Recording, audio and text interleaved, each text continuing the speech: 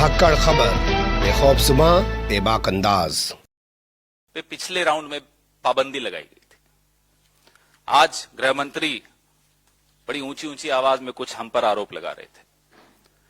मैं आपको याद दिलाना चाहता हूं कि उन एप्स जिन पर पाबंदी लगाई थी उनसे भारतीय जनता पार्टी के कितने घनिष्ठ संबंध हैं। यूसी वेब मोबाइल आप नोट करिए, बड़ा महत्वपूर्ण है क्योंकि भारतीय जनता पार्टी ने 2019 के चुनाव में जिन कंपनियों की सहायता ली थी उनमें से ये थी यूसी वेब मोबाइल। ये सेवाएं भारतीय जनता पार्टी ने ली और 2017 में इसी कंपनी पर भारतीय जनता पार्टी ने आरोप लगाया था कि ये भारतीयों का डेटा चुराकर चीन भेजती है, लेकिन 19 में इसी कंपनी को भारतीय जनता पार्टी ने इस्तेमाल किया। मजबूरी क्या थी प्रधानमंत्री जी की हम नहीं जानते। दूसरी company share IT technology, share IT या शेयर इट जो भी कहना चाहें, इसी कंपनी पर पाबंदी लगाई कि यह देश की संप्रभुता के लिए खतरा है। यही कंपनी भारतीय जनता पार्टी के चुनाव में पार्टनर बनकर भारत के चुनाव पर प्रभाव डालती है। हम भी पूरी रिसर्च करके बैठे हैं, गृह मंत्री जी को समझना चाहिए। हमारे राजीव गांधी फाउंडेशन के खाते पब्लिक डोमेन में हैं, सबके सामने हैं, कुछ छिपाने की बात नहीं है, सार्वजनिक हैं। आरएसएस के क्या संबंध हैं चीन की कम्युनिस्ट पार्टी से, आरएसएस का हक क्या बनता है, वो तो एक सांस्कृतिक संगठन है, गैर राजनीतिक संगठन है। क्यों बार बार चीन के दरवाजे पर दस्तक देते हैं, क्यों चीन की कम्युनिस्ट पार्टी के साथ पार्टनरशिप करते हैं। और जब भारतीय जनता पार्टी सत्ता में नहीं हो तब भी ये लोग मिलने जाते हैं। BJP legislators take lessons at school run by communist party of China, उनसे शिक्षित होने जाते थे। ये देख लीजिए साहब, ये है इनकी असलियत। एक फाउंडेशन है जिसमें विदेश मंत्री के सुपुत्र काम करते हैं, बड़े अच्छे पद पर काम करते हैं।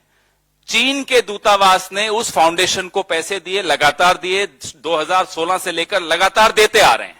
हमने तो यह आरोप नहीं लगाया साहब कि क्या विदेश मंत्री के सुपुत्र उस फाउंडेशन में हैं इसलिए यह पैसा दिया जा रहा है, इसका क्विड प्रो को क्या है, हमने ऐसे कोई आरोप नहीं लगाया, वो भी पब्लिक डोमेन में है। राजीव गांधी फाउंडेशन को अगर कोई पैसा दिया, वो इकोनॉमिक टाइज को कैसे इंप्रूव करना है उसकी स्टडी के लिए दिया। और फाउंडेशंस पूरे विश्व से लगातार अलग अलग जगह से पैसे लेती हैं, सार्वजनिक पटल पे होता है वो। लेकिन इंडिया फाउंडेशन और विवेकानंद फाउंडेशन के चीन से क्या संबंध है उसका खुलासा कीजिए गृह मंत्री जी। अनुमति ले लीजिए दोवल साहब की, बताइए क्या संबंध है दोवल साहब के और उनके फाउंडेशन के चीन के साथ।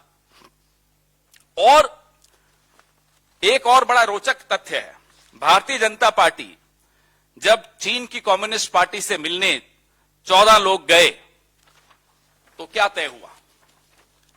यह तय हुआ कि दोनों विश्व की सबसे बड़ी पॉलिटिकल पार्टीज हैं, इनका अलायंस होना चाहिए और एक ग्लोबल पॉलिटिकल पार्टीज अलायंस बनना चाहिए। हमने तो नहीं कहा साहब ने क्या एमओयू साइन करके आए, क्योंकि हमें समझ है, हम समझते हैं कि जब पॉलिटिकल पार्टीज मिलती हैं तो चर्चा करती हैं, लोकतंत्र पे चर्चा करती हैं। हम सीखने नहीं गए थे, आप तो सीखने चले गए साहब, हमें शिक्षित करो। Communist party of China Bharatiya Janata party को शिक्षित करती है, बताइए इससे बड़ा रिश्ता क्या हो सकता है। और उदाहरण देते हैं, पीएम केयर फंड सार्वजनिक करिए। चीन की वो कौन कौन सी कंपनियां हैं जिन्होंने पीएम केयर फंड में पैसा दिया और क्यों दिया, बताइए।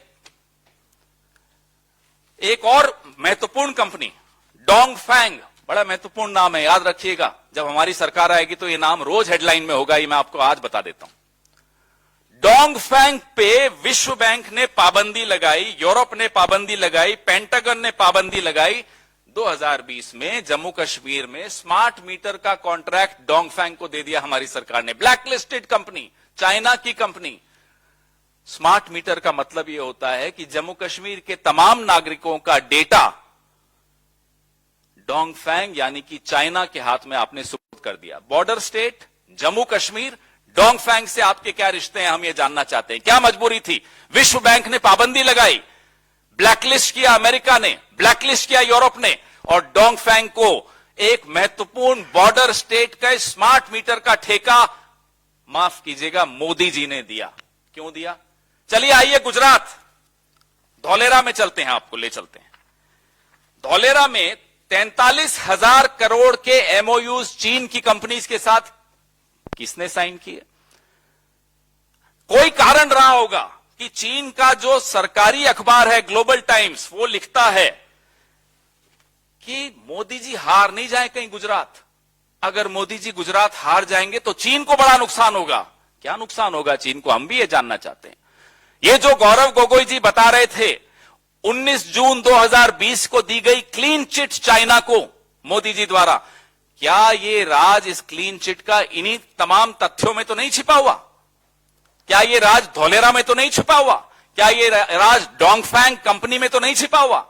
या उन कंपनियों में जिनका share IT technology, UC web mobile, Chinese companies जिन पर मोदी जी का चुनाव निर्भर करता है। हम देश की संप्रभुता, देश की सीमाओं के बारे में चिंतित हैं। 1962 में जब युद्ध हो रहा था चीन का, एक 36 वर्षीय सांसद जिसका नाम था अटल बिहारी वाजपेयी, चुनौती दी उन्होंने नेहरू जी को कि संसद का सत्र बुलाइए, हम डिबेट चाहते हैं। नेहरू जी भागे नहीं डिबेट से। डिबेट हुई। हमारे वरिष्ठ सहयोगी अभिषेक सिंघवी जी के पिताजी एलएम सिंघवी जी उस वक्त पाली से निर्दलीय सांसद थे। उन्होंने सलाह दी कि डिबेट सीक्रेट होनी चाहिए, इसका कहीं कोई कवरेज नहीं आना चाहिए, अखबारोरों में नहीं छपना चाहिए। नेहरू जी ने कहा जी नहीं, महत्वपूर्ण मुद्दा है, यह डिबेट सार्वजनिक होनी चाहिए, संसद में बिल्कुल होनी चाहिए चर्चा इस पर। 165 लोगों ने उस डिबेट में हिस्सा लिया। हमारे अपने सांसद महावीर प्रसाद जी, उन्होंने भी निंदा की उस वक्त। नेहरू जी ने सुनी। ये सरकार, सवाल पूछ लो तो हम पर सवाल निशान, प्रश्न चिन्ह लगाते हैं हमारे पर। अरुणाचल प्रदेश को पूर्ण राज्य का दर्जा कांग्रेस ने दिया। इनकी तरह नहीं कि पिछले साल हम इनको बार बार चेतावनी दे रहे थे कि चीन नाम बदल रहा है अरुणाचल प्रदेश में कई इलाकों के, तो मोदी जी कहते थे नहीं नहीं कोई बात नहीं, नाम बदलने से क्या होता है, देख लीजिए, अब आप दरवाजे पर दस्तक देने आ गए। तापिर गांव तो आपके एमपी हैं अरुणाचल से। तापिर गांव आपको कहते रहे कि 60-70 किलोमीटर चीन अंदर घुस आया है, आपने कहा नहीं कोई बात नहीं, आने दीजिए। ये क्या राज है? क्यों घबराते हो आप चीन से? क्यों 18 बार आप चीन के राष्ट्रपति से मिलते हो? क्यों आप लाल शॉल ओढ़ के उनके आगे झुककर उनको सलाम करते हो? हम ये सवाल आपसे आज पूछना चाहते हैं। हम पूछना नहीं चाहते थे पहले, लेकिन आपके रवैया देखकर संसद में भी और संसद के बाहर भी आपका रवैया देखकर हम मजबूर होकर ये पूछ रहे हैं कि मजबूरी आपकी क्या है? क्यों आप चुप हो जाते हो चीन के सामने? क्यों आप डर जाते हो चीन के सामने? क्यों देश की सेना का अपमान करते हो आप चीन के सामने? क्यों देश की सीमाओं के साथ आप खिलवाड़ करते हो चीन के सामने? ये सवाल हम पूछेंगे और बार बार पूछेंगे।